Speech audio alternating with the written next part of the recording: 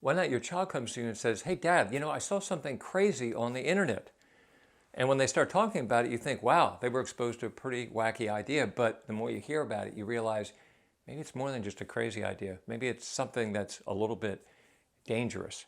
They come to you with something like this. They say, I saw something online that said that lots of people believe that the Earth is actually not a ball, it's actually flat. A lot of smart people. NASA is keeping it a secret. And yeah, I know, Dad, it sounded kind of crazy to me at first, but the more I read about it, the more I thought, they've got some points.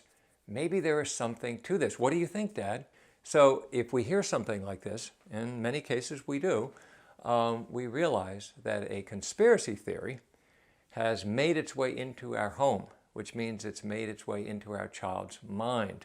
If this subject sounds relevant and interesting, tap on the subscribe icon and tap on the bell icon. I do a new video once a week, and there are some good ones that are coming up.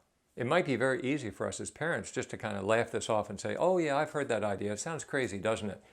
But what we really need to do is identify that this is a conspiracy theory. It's a crazy idea. And we don't want our kids to start going in this direction. Not only is it bad thinking, but it's also potentially dangerous thinking. So we need to give our kids the tools to help them evaluate some of these crazy things that they are going to see on the internet. I'm going to give you in this video 2 very powerful arguments that will help your kids to reason out whether or not they're seeing something that's real or something that's made up online. Wait a minute, I just got an idea. If you've heard a conspiracy theory from your kids, write it in the comments below. Let's see what's popular these days. Now, this isn't really about the flat earth example that I'm giving. That's just one sample. There are hundreds of conspiracy theories out there, and new ones are getting created every day. What age group are we talking about here? Usually kids that are in their early teen years. Could be preteen. They're getting exposed to the wider world. They have more internet access, more social media access than they did when they were younger. And all of a sudden, some kids are curious. They're trying to figure out this big, huge world that they're suddenly becoming aware of. And they could be exposed to some of these wacky, crazy ideas that just flow through the internet. So we're going to make this a teachable moment in all caps. And the first thing we're going to do, number one, is we're going to teach our kids to question.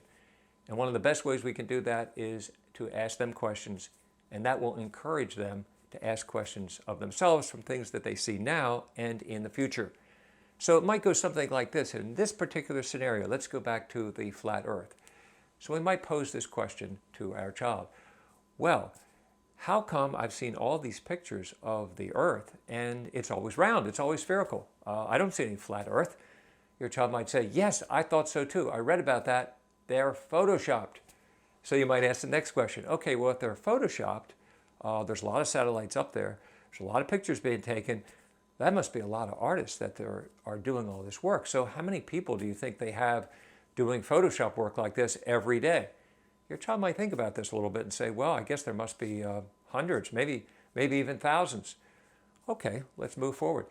How about the astronauts, people that go up into the space station, people that used to go up on the space shuttle? How about the people that work with them, the people that build the rockets, that maintain them, the people that manage the missions? How about all those people? Are they not telling this secret as well? They know that the earth is flat. Now this might give your child a moment to kind of pause. And they might say, well, I guess they're all being paid off. So this is where we can present the idea to our child.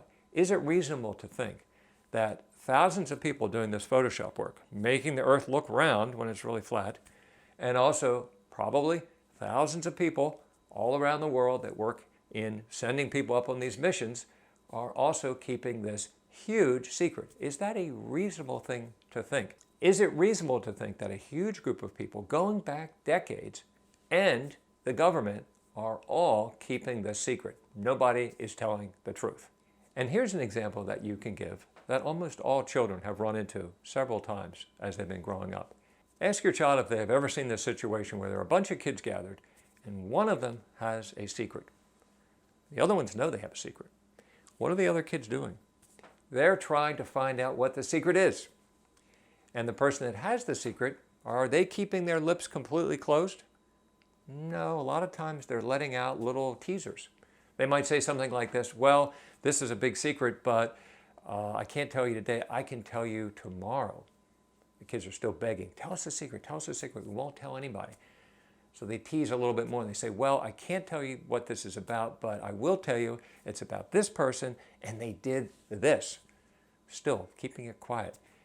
Point is, to your kids, it's hard to keep secrets. People want to find out about secrets, so they will do probing. So when we think about a huge group of thousands of people, their friends, family members, parents, is it reasonable to think that no one in that group has ever revealed this secret so that the rest of the world has found out about it? Especially a secret that is as big as the world is really flat. So item number 2 that we want our child to ask is why. Now, they might actually ask you this. Why would somebody create a conspiracy theory? Why would somebody make up lies? They might come to you and say, Dad, they've got, a great site. It's got video on it. They have a huge social media presence. Lots of people are subscribed to this or follow this idea. Why would somebody spend all this effort? And you can just kind of turn that question around and encourage them. Hey, let me ask you, why do you think somebody would go to all this effort? Your child might think a second and then they might say, get followers? Yes. Get attention. That's what followers are. And followers have eyeballs. Get enough eyeballs, get enough followers, and you can get something else. And what is that? That's money.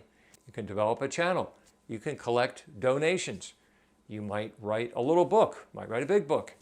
You might even be able to get your own radio program with national exposure. Yeah, it happens. Or, in some extreme examples, with some cable networks that shall remain nameless, you might be able to become a commentator on a national TV broadcast. So, there is a motivation for creating made-up stories and lies, which we generally refer to as conspiracy theories. They can be worth money.